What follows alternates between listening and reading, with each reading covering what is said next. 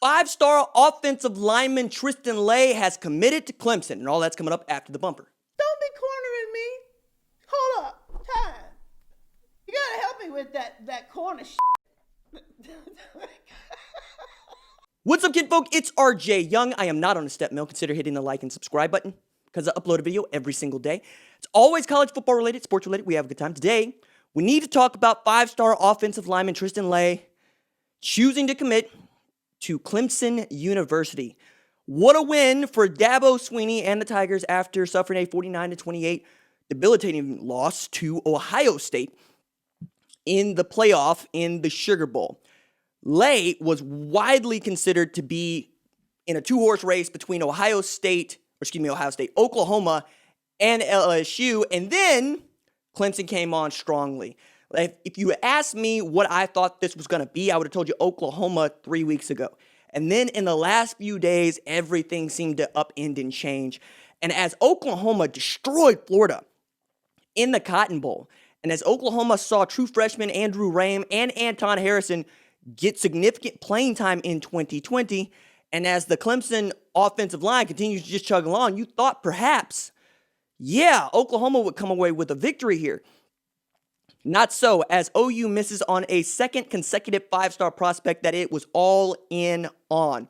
First with Kamar Wheaton, who right on the day of decides to take it all the way to 11 o'clock, 10 o'clock Central Standard Time and commit to Alabama over Oklahoma.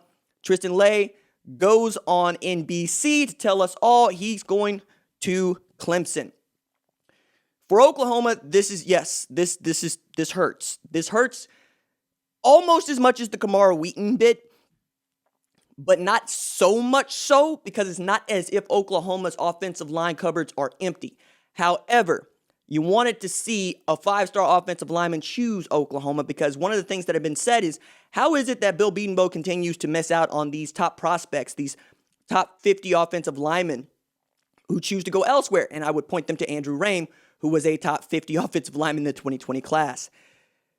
I thought perhaps LSU would have won this, and then the secondary violations and the self-reported secondary violations and their own scholarship limits, that is going to influence whether or not you want to go there. Plus, you saw LSU be bad this year, 5-5 after winning the 2019 national championship.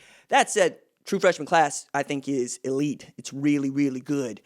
It's up there with Alabama and Ohio State in being really, really good.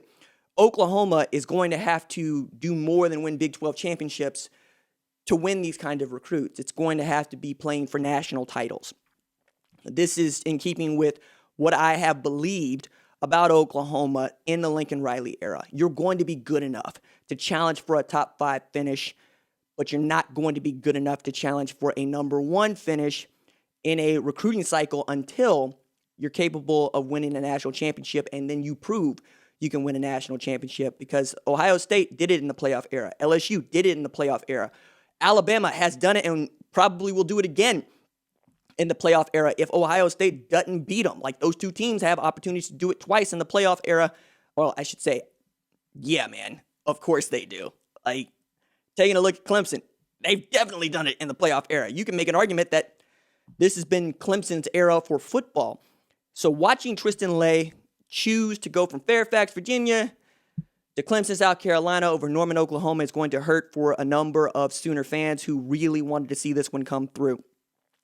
Is there another place for Oklahoma to turn? Sure, there's always another place for you to turn, but there's a reason why these players are rated as highly as they are. When you can put together these classes where you're stacking stars on top of stars on top of stars, you get to see the chasm grow and grow and grow.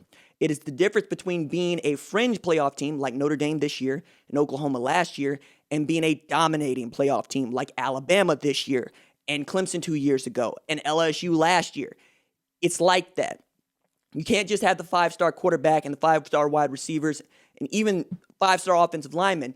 You have to have a bunch of them. You have to be able to platoon at those positions. You have to be able to roll, not in the Big 12, not against Texas, not against Iowa State, but against Alabama, against Clemson, against Ohio State. And until Oklahoma can convince those players that this is the space for them to be, they're going to have to prove it with the players that they have winning championships. Now, nice for Oklahoma.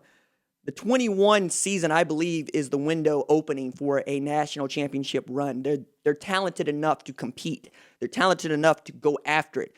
Remains to be seen whether or not they're talented enough to win it, because we're going into year 21 since Oklahoma last won a national championship.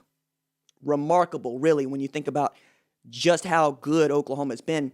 For perspective here, the only teams to win 6 consecutive conference titles since USC in Power 5, Clemson and Oklahoma. And I have long argued that Clemson is what Oklahoma should have been.